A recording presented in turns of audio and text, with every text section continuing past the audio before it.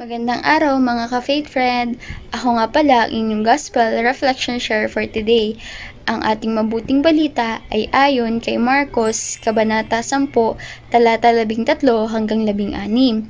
Sinasabi sa mabuting balita na dinala ng mga tao ang kanilang maliliit na anak kay Jesus upang bigyan ng gabay at patungan ng kamay nito. Ngunit sila ay pinagbawalan ng mga tagasunod ni Jesus, kung kaya't nagalit si Jesus sa mga ito. Dahil ang Diyos ay palaging kinalulugdan ang mga bata dahil sa kanilang pagiging inosente at mababa ang loob.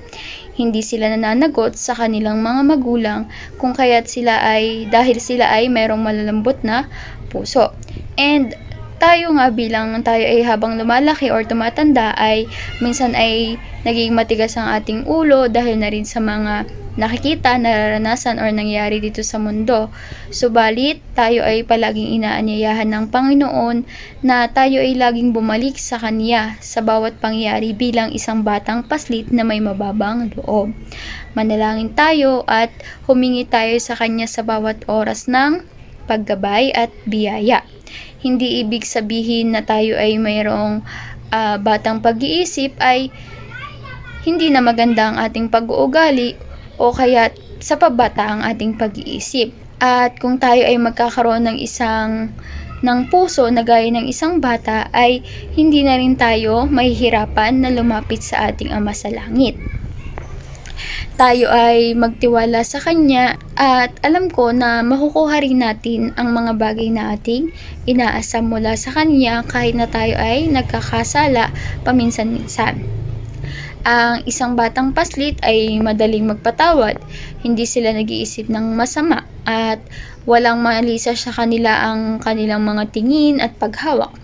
Kaya naman, tiyak kung tayo ay magiging gaya ng isang bata, tayo ay magiging isa sa mga dakila sa kaharian ng Diyos, sapagkat ang isang matanda na kalimot dito ay magkakasala sa maraming paraan, sa paningin, sa isip, sa salita at sa gawa.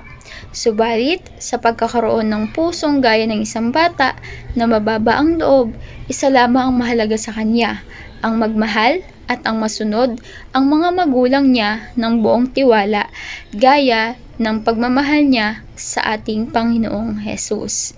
Kaya tayo, kahit tayo ay hindi bata, dapat tayo ay marunong sumunod sa Kanya, sa Kanyang gawa at sa Kanyang mga